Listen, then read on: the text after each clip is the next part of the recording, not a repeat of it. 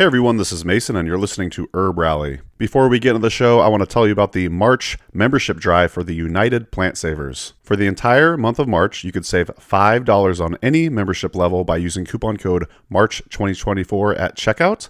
Just click the link at the top of today's podcast show notes. It'll take you right to the join membership page for United Plant Savers. You can also learn more at unitedplantsavers.org. But one of the really cool perks of becoming a member is they have a $75 gift card to use towards classes in the International Herb Symposium's Learning Center. And individual membership for United Plant Savers is only $35. And then you save $5 on top of that. So really it's a $30 membership and you get access to a $75 gift card to use towards any class in the International Herb Symposium's Learning Center. So this coupon code is only available till the end of March, so you got a few weeks to use it, a couple weeks to use it, and again, that is March 2024 at checkout. Click the link at the top of today's podcast show notes to learn more. And there are actually lots of other member benefits as well when you become a United Plant Savers member. There's discounts on herbal products, discounts on herbal classes, that $75 gift card that I was talking about. You also get a printed copy of the next Journal of Medicinal Plant Conservation. And there's just a whole lot of other membership benefits as well. Go to unitedplantsavers.org or click the link at the top of today's podcast show notes. So thank you so much for becoming a member and helping them reach their goal of 10,000 members this year. This is their March membership drive. So today's episode is another edition of the Herbalist Hour, and this time I'm joined by Lauren Haynes. So Lauren is the founder of an incredibly popular herbal products company called Wooden Spoon Herbs. Amanda and I just love this brand. We've had their herbal coffee. We get into that a little bit in this episode, but we just really like their aesthetic and everything that they're all about. So in this conversation, we chat about how she got into herbalism, how growing up in Tennessee influenced her plant path, fire cider, marketing and design advice, why the wellness industry has a luxury problem, and a ton more. So big thanks to Lauren for joining me on the show. You can learn more about Wooden Spoon Herbs at woodenspoonherbs.com. And also, before we get into the show, I'd love to thank our presenting sponsor, and that is, of course, Oshala Farm. That's OSHALA farm.com. They grow and sell over 80 medicinal plant species on their beautiful and vibrant certified organic herb farm based in Southern Oregon. So I've known Elise and Jeff Higley, the owners and farmers, for a long time now, so I highly trust their growing methods and ethics. So if you're looking to purchase organic medicinal, culinary herbs, so on, check out Oshala Farm at oshalafarm.com. And last but certainly not least, I'd love to thank our Herb Rally Schoolhouse members. You know, we really could not do this without you all. Thank you so much for the support. We really, really appreciate it. If you'd like to learn more about the Herb Rally Schoolhouse, what that is, head to herbrally.com/schoolhouse. That's going to do it for my rambling today. Hope you enjoyed today's episode with Wooden Spoon Herbs founder, Lauren Haynes. Talk to you soon. Welcome to the Herbalist Hour. This is where community gather, merging the power of people and the flowers, the sweet and the bitter to the salty, the sour. Umami, it's time for the Herbalist Hour. Welcome back to the Herbalist Hour. Today, I'm really excited to have on Lauren Haynes, who's the owner of a wonderful brand. It's called Wooden Spoon Herbs. Welcome to the show, Lauren. Thanks, Mason. I'm so happy to be here. I'm really excited to get to know you more. You know, we've had some of your products over the years. That herbal coffee is pretty fire, I'll say that much. But stoked to kind of get more into the various products y'all offer, but also just kind of your background and everything. So let's kick things off how we usually do. What was a young Lauren like? I love this question. I love that you ask it. A young me, tiny me. I was a really happy, silly kid. I had a really nice childhood in Tennessee. I'm from Chattanooga. Spent a lot of time outside. I was always reading, like nose in a book or like scribbling on paper. I love to read and explore and imagine, and I love to write. I was a big writer from a very young age, like filling up notebooks. And I was also very fascinated with nature from a young age and loved to study it. And I think that was like partially like hands-on and being outside, but I also really loved like reading magazines about like animal advocacy, or like zoo books were huge for me, like really just like hanging on to every word and trying to like piece together how the natural world works. And from a young age I was also very interested in care professions and like healing, and was like dead set from age 5 on being a veterinarian, knew what school I wanted to go to, wanted to go there because it's more holistic. Like it always just all made sense to me. I remember being really young and asking my mom, like, Mom, I was reading and it seems like organic milk. I mean, this was in what, 1995. I was like, Mom, like Wow. organic milk is the way. Like we have to go organic and like here's all the reasons. And Yeah. she like laughed at me and she was like, Sweetie, when you grow up and you can afford organic milk, you do that. And so I Oh think it yeah. was like always like my passion from a really young age. So I think then moving more into like my teen years, it kind of crystallized and I was like in a lot of subcultural spaces and like, going to basement shows and like playing music and into all of these kind of yeah, like subversive spaces, which opened me up to a lot of the things that led me to herbalism. Sure. Yeah. Did you say you were in a band or you played music? Briefly and Oh, badly. oh, okay. That's fair. Yeah, because Nashville has a huge music scene, obviously. How close is that to Chattanooga? So Chattanooga is halfway in between Nashville and Atlanta. It's 2 hours south of Nashville and Oh, 2 hours wow. of Atlanta. Yeah. Okay. So it's pretty. Um, yeah, so what was that journey like to getting into herbalism and like who were some of your mentors? What books were you reading? And yeah, tell us about that journey. Sure. So I'll start with how I came to herbalism. I Yeah. was working in a really awesome, well-run bakery in Chattanooga called Need Loves, which was based on the business model of Zingerman's, which if you're not familiar with Zingerman's, they do a lot of work around like how to run an anarchist business. Is really inspiring. And they're based at Zingerman's is in Ann Arbor. Um, and Okay. so I was working the booth at the farmer's market every week for the bakery. And that really opened me up to a whole world of like a totally different food production system. And I got to know all of those people and like got really immersed in that community. And through that, kind of started learning about fermentation and like wild food identification. I was going on a lot of plant walks. And then I got a job at a health food store and one day I was on my break and I was wandering around and saw this like little section of herb farm tinctures. And I was like, oh, Mm, what are these cute little that's bottles? cool. So they were all simples, which if you don't know what a simple is, it just means a single herb tincture.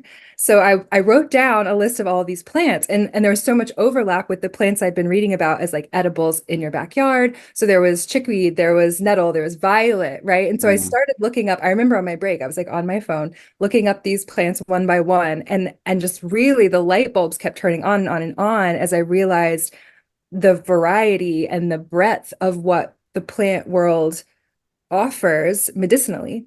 It's not just this one thing. It's like migraines or lymph movement or it really touches on everything. I think that was my huge awakening and pretty soon after that, I went to my favorite local used bookstore in Chattanooga, and they were having a sale in the herb section. It was buy one, get one free. So now, like moving to the mm. question about books and mentors. And so it really was just like that kind of magical timing of like, okay, this is like speaking to me. This is for me. And so I kind of just cleaned out their section. It was a family run business, and one of the older sisters had been really into herbalism in her younger days. So she had been clearing out her collection. So I really inherited a collection from her name's Libby, and she's amazing. She lives in Shout Chattanooga. out Libby. Shout out Libby. Thank you for all those books. But it was, Susan Weed and Rosemary Gladstar and Yeah, Robin Rose Bennett, and then a lot of like classics from the 70s, like Jeannie Rose and 70s and Jeannie Rose. And yeah, really just the starter kit if you want to get into herbalism. totally. Yeah, so I feel like I started from a really beautiful place of that kind of 70s renaissance of herbalism. Was that Jeannie Rose book? Was it called Herbs and Things? I I think that remember I had one of her books, and I think that's what it was called. That was a wild book. all of her books are wild. That's some Yeah, really beautiful recipes. I remember one totally. recipe was for making beads out of rose petals, which I love. Mm. Such a beautiful. Oh wow, that's a great idea.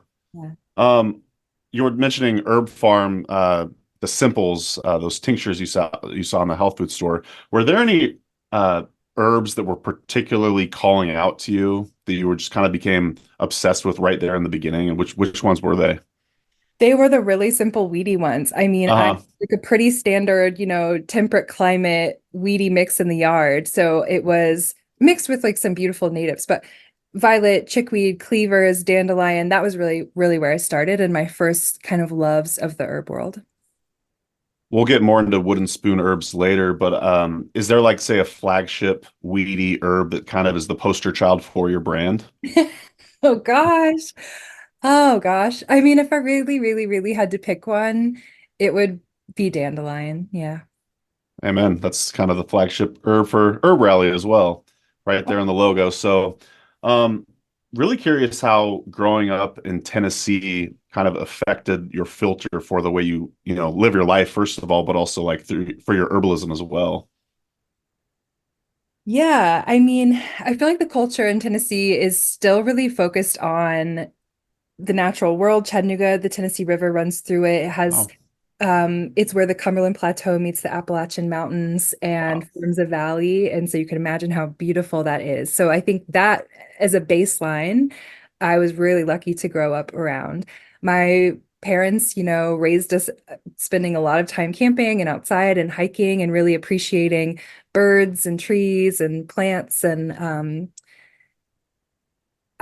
so I think I was just immersed in it. And I think the culture is just still very focused on craft, right? So we went to a Yeah, lot of craft shows growing up. And like I think that was very formative to my psyche, just seeing like you can make things, like people make things.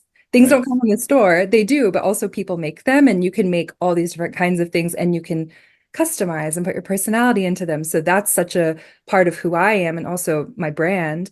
Yeah. Um, and then I think once I started learning about medicinal plants, that was another huge, beautiful revelation of like, oh, all of these like really famous plants in herbal medicine, right? So lady slipper orchid, Mm. golden seal, ginseng, bloodroot, like all of these plants are endemic to Appalachia. And like that is so special. I mean, there are whole medicine traditions, right? Like the eclectics were primarily using these plants. So I think that gave me such a deep and intimate connection to traditions of herbalism very immediately.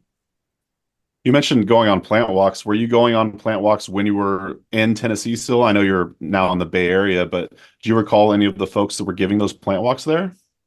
Yeah, oh gosh. Holly Ritchie is Oh, the name of the first herbalist I ever went on a plant walk with. And so they were awesome. primarily in Tennessee.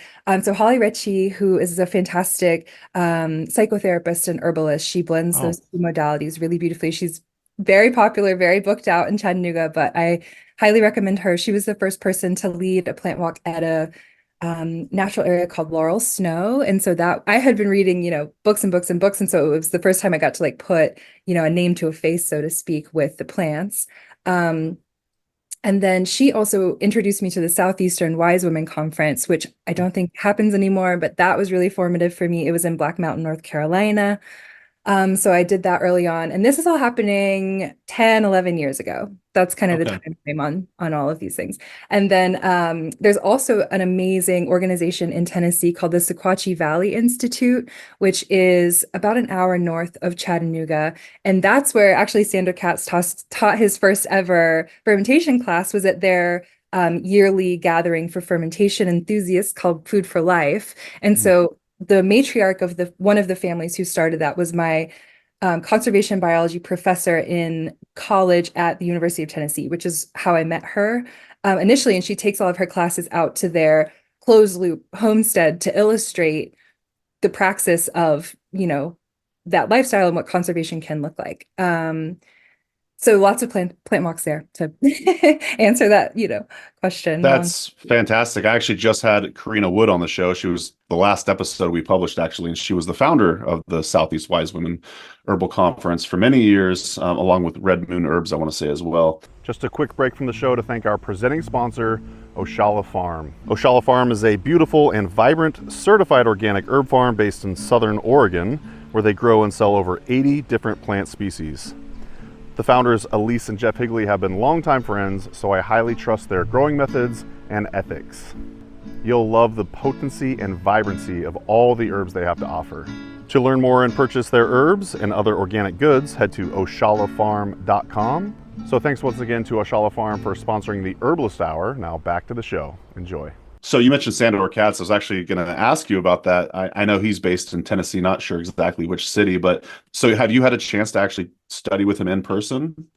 I've been to a class of his at Food for Okay, Life, which is a very small awesome. gathering at Sequatchie Valley Institute, many, many, many years ago. And I'm familiar with some of the like sister intentional communities around Sure. where he lives in Short Mountain and that whole community up there. There's actually a really amazing company called Short Mountain Cultures that does very beautiful ferments out of that community. And they have one, I just want to say this since I'm on an herbal podcast and you guys will Sure. appreciate it, but it's called the Rose and it's rose Say that petals. again. Sorry. Oh no, sorry. It's a kombucha flavor called Triple Rose and it's hawthorn berry, rose hips, and rose petals, and it's my favorite kombucha. That's what's up. I gotta try that. That sounds amazing. Yeah, Sandor Katz has been hugely influential in my life personally. We actually still to this day make a drink called Smreka. I'm not sure if you're aware of this or not. It's a Bosnian fermented drink made out of cedar berries. No, sorry, juniper berries. Basically, it's just juniper berries and water and thyme. And then it creates this wonderful, delicious drink. And I read that in what is it, The Art of Fermentation, maybe, by Sandor Katz. But I know, and we could fast forward a little bit, and then we'll go back to the early days of Wooden Spoon Herbs. But a lot of your, I want to say, products and just general philosophy seems to be revolving around gut health in general. Would you say that's true? I would say it's true in like the Hippocratic, what is the quote? It's escaped my brain, but the quote from Hippocrates that says all disease begins in the gut. There it is. Ah, yeah, I totally. think that perspective, and also to kind of touch on your point about mentors, Yeah. I went to the 3-year program that Phyllis Light offers in Oh, person wow. in North Central Alabama. So she's been my main mentor, and so her philosophy is very gut health first, food first, body, anatomy and physiology before you learn any herbs. So really it was part of my education, very, very formative to me, and that is my personal uh passion and like area of focus for the past couple of years. I was reading this morning about the different ways that breast milk inoculates babies, GI tracts with Totally. microbes, and it's fascinating. And I also love gut health because it's so current. It's like one of the most cutting edge areas of research that's happening right now that kind of intersects with natural medicine. And also Paul Bergner is another huge mentor of mine, and he is, I mean, completely like nutrition focused, nutrition first. So both of those together have kind of shaped my or enhanced and supported my passion and paradigm with gut health being the main approach. Yeah. I love that you've created this wonderful, successful brand and you're still like reading about, the updated science and you're still really into it. You could tell that you love this stuff. I do. Well, let's chat about the early days of wooden spoon herbs. I don't know when did it start, but also I want to know the imagery behind the wooden spoon. Why did you choose that to be your name and everything? Yeah, I naming things is so hard. And I feel like Yes. it's like with anything, like with a pet or with a child, like the name comes to you. You don't get to choose the name, it I finds like you. that. Yeah. And I think I had like been, had some working names and we were like writing them down. And I think something that was so important to me if I was going to put offerings out into the world, which was like on such a micro scale at the time, that it was really just like, how do I want people to feel? Like, what am I trying to communicate? And I think what I love about herbalism is that it's very scientific and it's very artistic at the same time. And so I think because of that, there's a lot of care that comes from the herb world or can come from like herbalism that we don't find oftentimes in more clinical settings of, healthcare. And I wanted people to feel, yeah, I feel like I'm just rambling. You're But doing it's great. right. You're in your kitchen, someone's Yeah. caring for you, they're making something for you. There's a hands-on, it's tangible, it's tactile. And also I think with the wooden spoon, it's such a great metaphor for herbalism because it's something, you can take a twig and you can form it into a spoon that's like highly Mhm. utilitarian. And that's the same thing we're doing with herbal medicine, right? We're taking something, we're working with something from the natural world to create this separate thing that now has another life and another purpose. Absolutely. I didn't tell you I was going to ask you this, but I saw this on your Instagram account way back 68 weeks ago. You posted, the wellness industry has a luxury problem. it kind of, when you were talking right there, I kind of got called back to that quote, and I was wondering, even though it was 68 weeks ago, can you speak to that? The wellness industry has a luxury problem.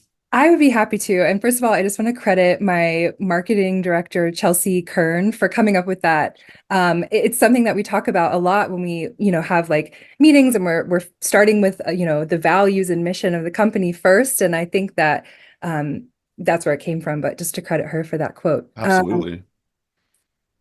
And it's true. It's been so fascinating and like such a privilege to be a part of um, this industry while it has gone through such a boom. I think I started Wooden Spoon, to answer your question, 10 years ago. 2024 is our 10th year, which is, Wow. yes, thank you. That is wow. That's impressive. I have a 10-year-old now. But when I started, I think the culture was so much around like the trend was about like superfoods and turmeric and juice bars, Yeah, totally. Yeah. like all Goji of berries. exactly. No, exactly. And so, and like that's very cool. And I just want to say that I don't care how someone comes to herbalism, like all routes are valid. That's awesome, you know? But for Absolutely. me, it was like, oh, okay, cool. So like why is an acai berry any better than a blueberry that like grows native or in Tennessee or like any blueberries grow all over?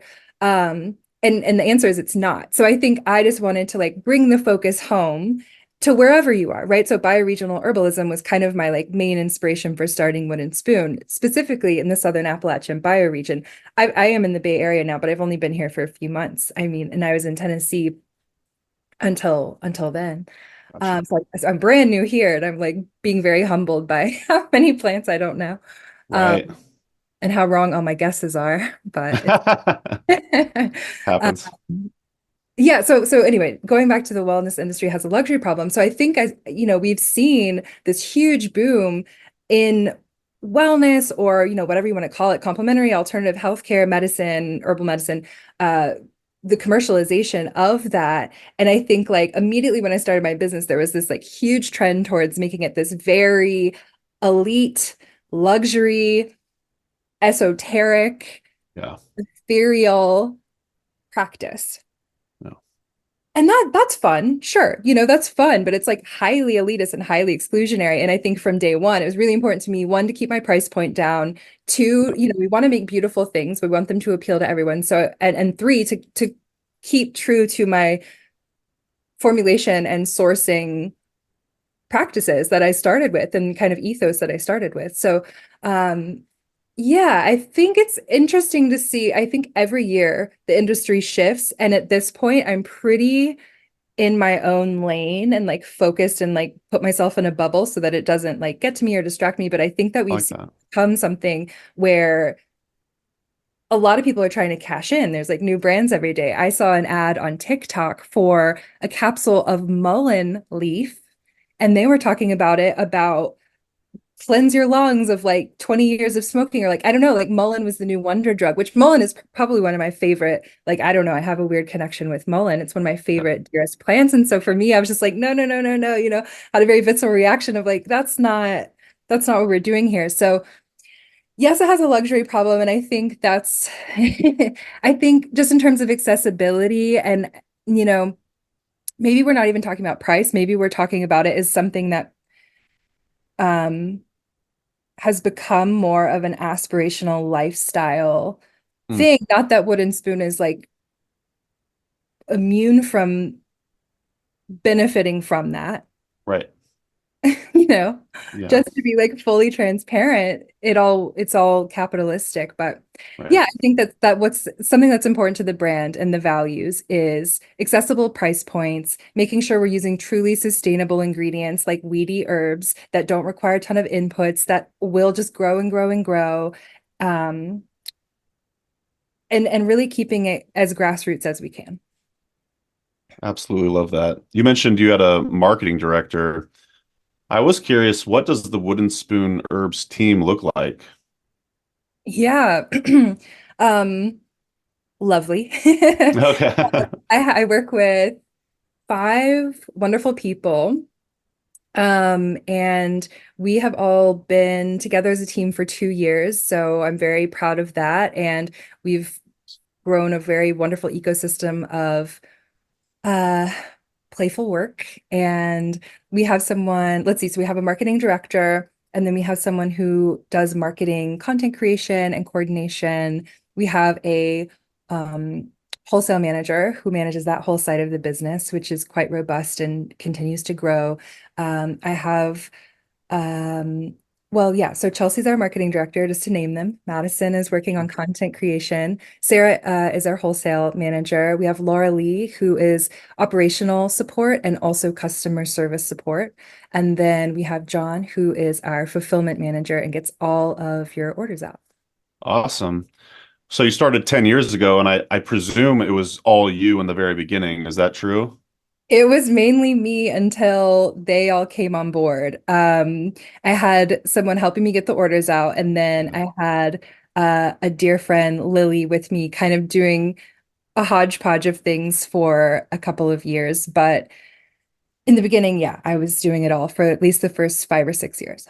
Wow.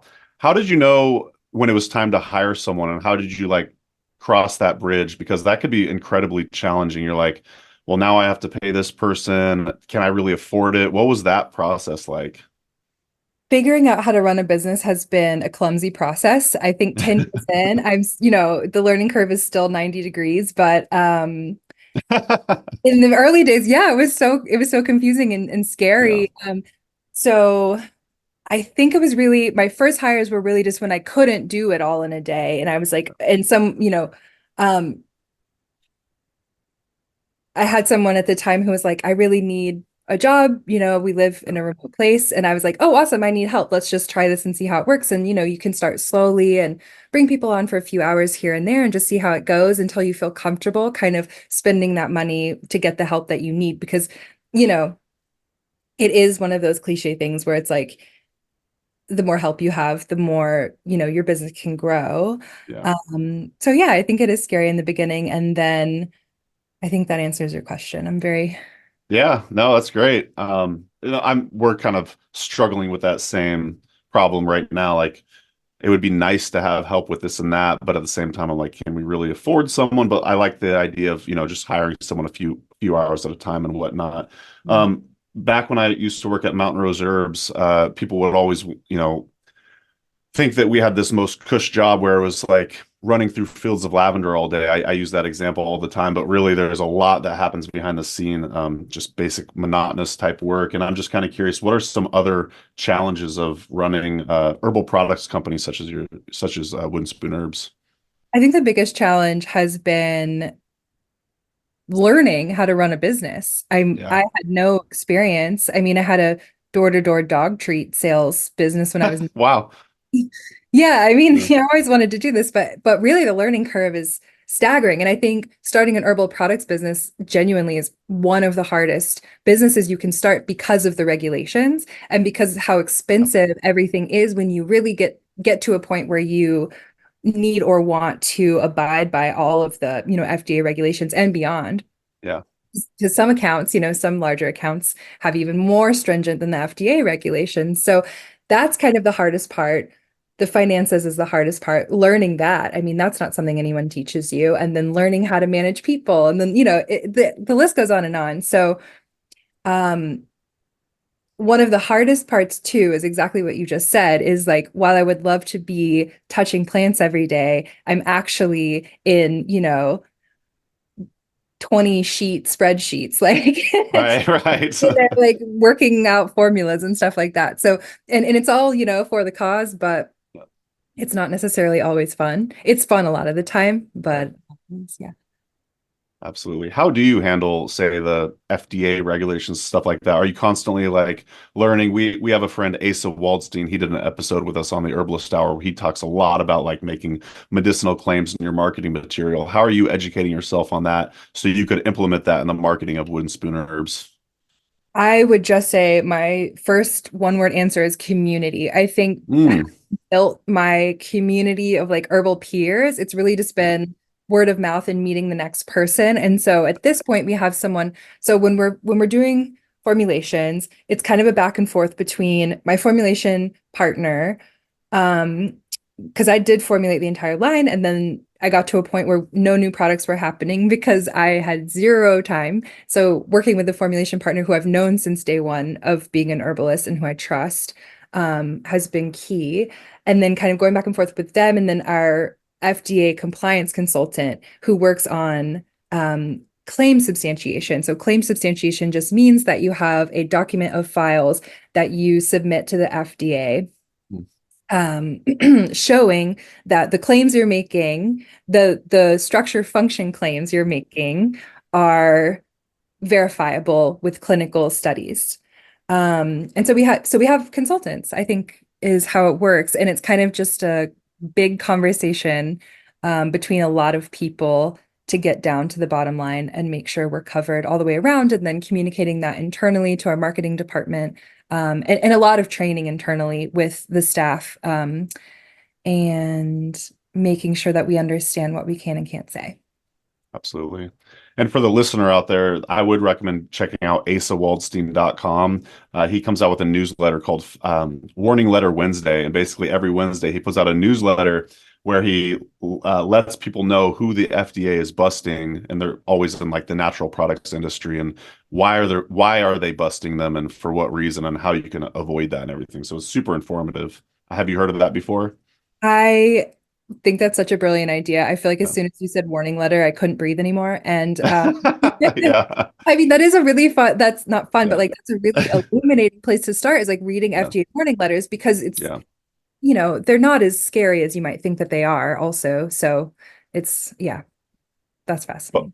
well, we can chat about some of the fun stuff. Let's talk a little bit about some of your products.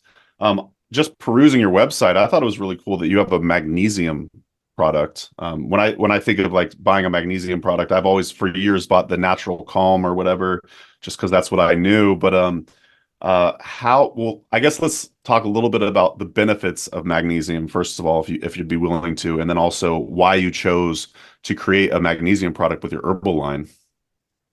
Yeah, yeah, definitely. Thanks. Really cool. I love magnesium. It's when I, see clients, or when I'm talking to friends and family, people come to me like, "Hey, what do I do for this?" I typically always start with magnesium. It's such foundational nutrition that it can really resolve a number of concerns that people have. And I think oftentimes when, like as a clinical herbalist, but also, as a product formulator, I'm always thinking about like, okay, what are those things and how do we remedy like the top five, right? So stress, mood, sleep, gut health, and wild card hormones, right? So like Mm, those would be the top five things, especially as a brand that like is geared toward femmes, like largely our customer base is like femme people.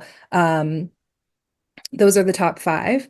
And magnesium touches on all of those and more. And so I think that's, for me, I was just recommending, and usually Natural Calm, right? Because it has such great distribution. It's in every drugstore. It's like tasty. It's a good product. Was recommending it over and over and over, because magnesium can help with stress and mood. Just to go over them again: sleep, please. gut health, hormones, workout recovery. I mean, and everything else that stems from those that you're going to feel. It really is something that you have to be supplementing with. Like our, soil is depleted of minerals, and that leads to our foods being, I mean, Paul Bergner does a fantastic job of presenting studies where he shows foods, vegetables grown in the 1960s, and then vegetables grown in, the 1990s, and the mineral depletion and the vitamin depletion is 30% or higher across the board. It's studied, it's verified, and those were studies by the USDA. Um, who wouldn't want you to know that, right, in the first place? Right, right. So yeah, so magnesium is, I think, the most important mineral, because, and so it acts as a smooth muscle relaxer, which is how it helps with stress and mood, how it helps with menstrual pain, how it helps with GI movement, how it helps with muscle recovery post-workout. And it's also just a building block and an enzyme, acts as an enzyme for over 500 processes in the body. I mean, magnesium I could talk about for an entire hour solid, but it really these things where it's like, okay, try this and see what resolves. And I remember I had a friend years ago come to me and she said, "Lauren, I don't know what to do. I have crippling anxiety. And I just like, please help me." And I was like, "Okay, awesome. Like, what are you doing? What's going on?" She's like, "Well, I'm drinking like 3 cups of coffee a day.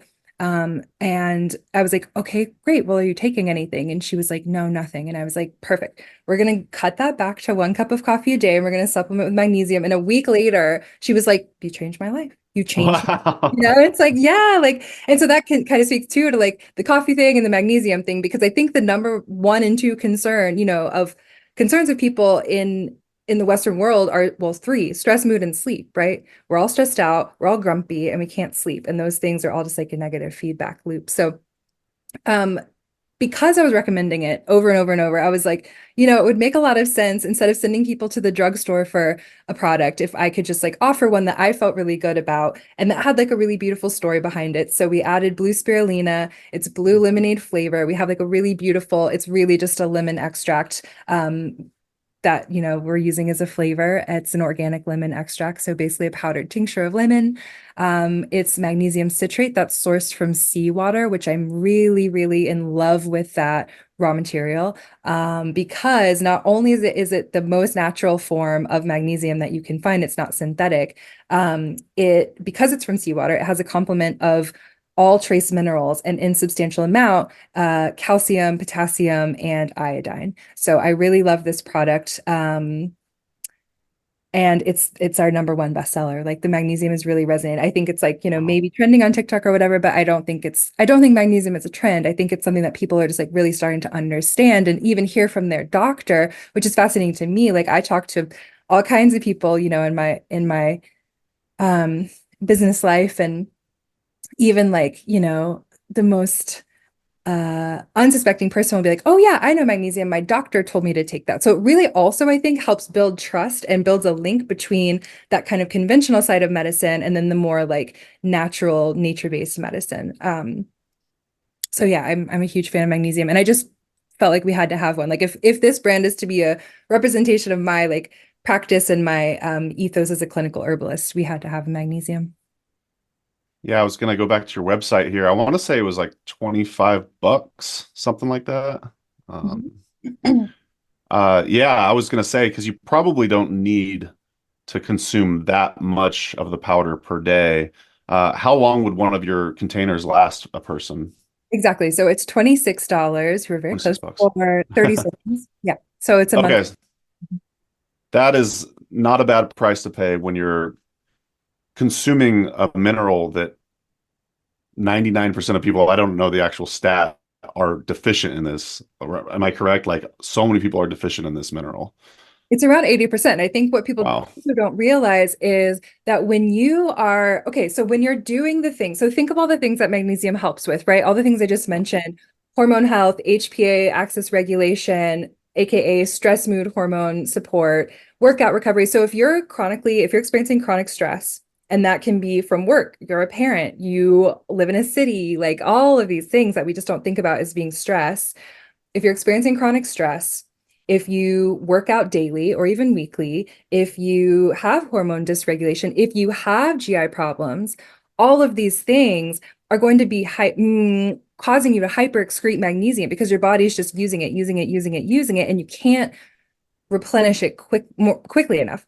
So, like in Paul Bergner's paradigm in his teachings, he says, okay, great. If you're working with someone clinically, then you need to give them, obviously not all at once of magnesium, but you need to like give them so-called, a loading dose, so to speak. With magnesium, we're not going to give it all at once because it can cause GI distress and too high of a dose. But Disaster pants. yeah, you're going to give, you're going to start higher at a higher baseline than you would with someone who like had adequate levels. And obviously we wouldn't know that unless we had them lab checked, unless you're experiencing these symptoms. But people are deficient, and we're also hyper excreting because we live in a stressful culture. Out of my own selfish curiosity, do you have like a subscribe, like monthly button where they could just auto ship? Totally. Yeah. Most people, Sweet. we have a lot of people subscribe to the magnesium, set it and forget it. And then you get, I believe it's like 15% off and free shipping. So it's kind of a Oh my win. gosh. Sign me up. All right, cool. I'm gonna do that. Well, let's move on to another product. We actually, I want to say we consumed this a couple months ago, a few months ago. Your herbal coffee. That's Amanda's favorite. She absolutely loves your herbal coffee. So, you want to talk a little bit about that, maybe like the reasoning behind the formula and whatnot? Yeah, definitely. Thank you. Yeah. I love herbal coffees. Like I didn't drink coffee. I didn't drink caffeine for probably 2 or 3 years, and then I didn't drink coffee for probably 5 years. Now I abuse caffeine, and coffee is my drug of choice currently. But but through that, I was trying a lot of different coffee alternatives, and Dandy Blend, I think is the best flavor profile on the market. I was like really into Dandy Blend, and so I was drinking Dandy Blend every day. And after about 2 weeks, I got really intense stomach pains. Just like my stomach felt very raw. So I was looking Mm. into Dandy Blend and looking at how it's processed, and it's pretty heavily processed. And it's also through that process, you're refining a lot of starch. So Mm. there's a lot of refined starch that's happening with, the number one coffee alternative on the market.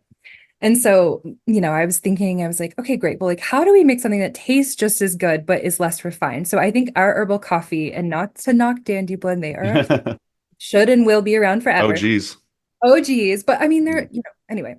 Yeah. So it's hurting my stomach. And so basically, our product is an unrefined version of Dandy Blend. I think it tastes really similar. I've been told by a veteran of the industry that it's the best one they've ever tasted. Like, I think really just taste, it comes down to taste. And then when we're talking about function with the herbal coffee, so coffee is great. Like true coffee is great because it's a bitter. It's a bitter in the morning. It, gets the liver going, gets the bile flowing for breakfast. And so I wanted to make something that supported the liver, that supported gut health, and that was really giving minerals and like adding to your nutrition versus just being a coffee replacement. So our herbal coffee is a traditional base formula of roasted dandelion root, burdock, and chicory. And then it also has cinnamon and mesquite and maca, which gives it like a really nice malty, roasty flavor and some added benefits of energy because maca is such a gentle stimulant that you still feel as if you've had a cup of coffee without having to have the caffeine jitters. Totally. Yeah, the mesquite piqued my interest. I don't think I've seen anyone do that before. That's a great idea. So it Thanks. adds like an extra like roasty flavor to it. Yeah. Amanda and I, we make coffee every day, but then we'll always throw in a couple scoops of chicory, roasted chicory root. So we kind of cut it. That's like the New Orleans style. At least I want to say that they do it there in New Orleans with the extra chicory. That way you're getting the additional, medicinal benefits of the chicory as well. But yeah, I highly recommend your herbal coffee. You can definitely check that out at woodenspoonherbs.com. Anything else you wanted to say about the roast or the herbal coffee? Um, no, no. I mean, I think No? it's hard to convey how delicious something is, like It's true. without having someone taste it, but I really love it. So thanks for the endorsement. Absolutely, give it a shot. I also wasn't going to originally ask you about this, but I'm kind of curious with the whole fire cider debacle. I'm not really sure when in your timeline you were selling it, and if you had to like avoid that language at one point. But how good did it feel when you could start saying fire cider again? Oh, good. No, we did fire cider from day one, and Yeah. always had to come up with an alternative name for it. And I think it was last year, maybe 2 years ago. I'm lost track of time, but it felt yeah, it felt so good. I'm sure everyone can identify, and it was such a triumph to be able to go back to that name after just like as on principle. Yeah. Absolutely. Well, you seem like the perfect person to ask this. Do you have any advice for the aspiring herbal entrepreneur, especially those out there that might be looking to start, like, say, an herbal products company and or something to that effect? Oh gosh. Um, yeah, I think surround yourself with people who energize you and Mm, who you can ask questions and kind of, vent to each other and learn together. And like everybody's going to learn something different and have something to share with you. Everybody has obviously a different lived experience. So I think really just like peer to peer, um, what am I looking for? Peer-to-peer like information sharing and mm. have a community that you can kind of like be in to support you because there are so many highs and lows and things to learn is my number one piece of advice. And then I think also my number two piece of advice would be find ways to stay inspired. That's just so Mm. important because there's a lot of stuff that isn't fun. So make sure you're always counterbalancing that with things that are beautiful and fun. That's just great life advice, I would say as well. As far as like staying inspired, I have to imagine over the years, Wooden Spoon has had products that have stuck around, but then part of staying inspired is creating new products, or is it kind of is part of the inspiration and fun that you're having is just getting it to new markets, or how do you see that?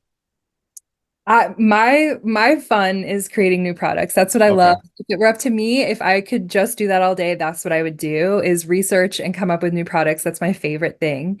So that is what keeps me inspired. And I think, yeah, I think a lot of it comes from reading herbals and like putting research with the herbals and like thinking about flavor profiles and thinking about like what's in people's kitchens. I think being in the kitchen is what really inspires me and thinking about people being in the kitchen and how they're going to consume herbs because, we started with tinctures, we started very traditionally, but also with like hot chocolate mixes with herbs in them. And so it's been really interesting to see what people resonate with and what sticks around. Like, for example, this time next year, we'll only have probably like 3 or 4 tinctures and we'll have like 5 or 6 beverage blends. And so that's kind of like as we reach more people, what they understand and like how they want to interface with herbalism. So um that is how I stay inspired is researching, being outside and creating new products. Yeah. Absolutely. Well, Wooden Spoon Herbs also has really beautiful design and marketing. I mean, for real, check out the Instagram page, dear listener. I want to say that's at Wooden Spoon Herbs, correct? That is, Yeah, yes. some beautiful feed. Do you have any just general, say, marketing and or like branding advice? Um I would just say don't be afraid to be as like experimental and like true to yourself as you can be and bring all of the inspiration like to the forefront. Like people want, I mean, I feel like this is what you hear a lot of like businessy people say, but people do want like to connect with the person behind who's making the things Mm. and everyone's so different and I think um yeah. Are you saying like be yourself, kind Just saying be yourself. of? I don't know. I don't know. I think it just goes back to like inspiration and like experimentation and like seeing what Like feels that. good to you and really just like having your own vision and not letting any of the noise kind of affect it. I think that's kind of the magic sauce is just like having your own vision. Like for Wooden Spoon, I we've been through so many iterations and like I am not a proficient visual artist. So I've always worked and collaborated with other people to come up with the visual identities, but I mean, the inspiration is like where I started, what I was saying, like those books from the 70s about herbal medicine with like the ornate borders and like the hand-drawn Mm, illustrations of plants. And so I think that's kind of what always came through. Like that feeling is what I always wanted our brand it to really does. present like. And so Yeah. how do you do that with like a modern spin? That's kind of like where I'm coming from. And I think that people feel just the authenticity. I love that you brought this up a couple times. You're essentially putting the blinders on, like you're not seeing what the quote unquote competition's doing or the other brands are doing because you just want to do what you do and do it the best you can, if I'm hearing that correctly. I Um, yeah, it took me a while to get there, for to sure. yeah. Yeah, just do your thing. Absolutely. I love that. I was going to ask you, how important have been events for you? Attending events, going to trade shows and or like herb conferences if you do those. Because I don't know if you know this, I was the events coordinator for Mountain Rose Herbs for 11 years, so that's kind of like what I did. But how important is that to the Wooden Spoon Herbs brand? I think super important. And when I think about the events that we've done, um, they break down for different kind of into different goals. Like some of them are for brand awareness and some of them are for like my personal community building. Like herb conferences are for community building and for learning. And then like trade shows are great for building that peer network of other people who have started companies and have their own projects, which is so important. I just feel like that is really what's gotten me through the years is my community of peers. So I think, yeah, just meeting people and like hearing one thing I love to hear that I don't get to hear just like sitting behind my computer is like people's intersections in their lives with herbalism, right? Like everyone has one. And I think that's something that's so fascinating to me. Everyone has like a point of connection with herbal medicine, even if it's their like kooky aunt. So I just really love that. And it's just really fun and important, I think, to get out into the community whenever you can. Yeah. Absolutely. And this is kind of the opposite of going to an herb conference, but has Wooden Spoon Herbs ever attended Expo West I'm in about to Southern for the California? first time. Okay, wow, yeah. I've actually somehow never been to that event, but I think you're going to be blown away. I think there's like 110,000 people that attended or something like that. So I'll have to hear how it goes. I'll be very curious, but it should be really good for the brand, reaching a ton of new people. So, Yeah, yeah, definitely. I'm excited to check it out. um, you also have this really cool hat. It's called Be Herb Now. I was highly influenced by Be Here Now, the book. I'm guessing that's where it came from. But definitely, I'll leave a link to those hats in the how have those been selling? The hats were a hit. The hats were a hit. Really? Yeah, we have just this baseball cap, and instead of be here now, it says be herb now, which is Yeah. it's I think one of it was one of the biggest joys getting to, run a business which is so challenging that I got to put a really silly pun onto a hat that sold really well. That was a personal victory for I sure. kind of feel like those would be popular at Expo West for whatever reason. Um, so what's the mission of Wooden Spoon Herbs, would you say? I think the mission of Wooden Spoon Herbs is twofold. I really want everyone in the world to have an herbal practice that they feel really energized by and excited to keep around. I just want to connect more people with plants that will change not only like their physical or like physiological lives, but I think for me, one thing herbalism gave me was just a more open-minded sense of like what's possible and like what's around me at all times. So that kind of magic is definitely a mission of mine to expose as many people as I can to, or as many people who want that. And then the second part, I forgot what I was going to say. So we'll just keep. That's great. Concise. Um, well, I do think we have time for this part, this segment. We talked about this beforehand that we might be able to go over this. You have a blog post. I really like it. Your blog is called The Digest, kind of another fun pun right there. But you somewhat recently came out with a blog post called Seven Juicy Herbs for Winter Hydration. I was just wondering if we could go into individual herbs if we've got the time or if you'd like to, but why is it so important to hydrate and consume these hydrating herbs during the winter time? Well, first of all, I just really love gooey plants and plant goo. Mm. Like mucilage is like one of my favorite plant constituents. And so we actually publish this seasonally and we update it seasonally for the different uh seasons. I like So it. kind of like be shifting and tailoring their herbal routines seasonally, especially to where they live. So some people live in dry climates all the time, but winter air is just so drying. It's important to stay hydrated all the time. And so I also wanted people to understand that there's hydration beyond water, right? So we can talk about mucilaginous hydration, water-based hydration, oil hydration, like all of these things are really important for a plethora of reasons. But I think I would really encourage people to explore plants like hibiscus and cinnamon and marshmallow, leaf and root, and in the winter. And elderberry is really hydrating as well. People don't Oh, understand. So I think that those are really great herbs for the winter. And then, we also have like the summertime one that's like corn silk and okra and like all of these other plants that come in the summer and can help with the hot weather. But I think just dry air. And a lot of times when our mucous membranes get dry, it creates micro tears and permeability that allows pathogens to get in. So a lot of sickness can happen through just through dryness and through dehydration. Not to mention, like your immune system needs to be, our cells need to be really hydrated to function optimally. So just making sure that you're staying hydrated to create the best barriers you can for pathogen protection throughout the winter. yeah, I'm from Oregon and moving out to here to Wisconsin for my first ever legit Wisconsin winter. I didn't realize how drying it really is. I'm having chapped lips for like the first time in my life. So yeah, marshmallow root is definitely my friend. We make a lot of nourishing herbal infusions with the marshmallow root. Does Wooden Spoon Herbs use Tilia or linden in any of the formulas that you have?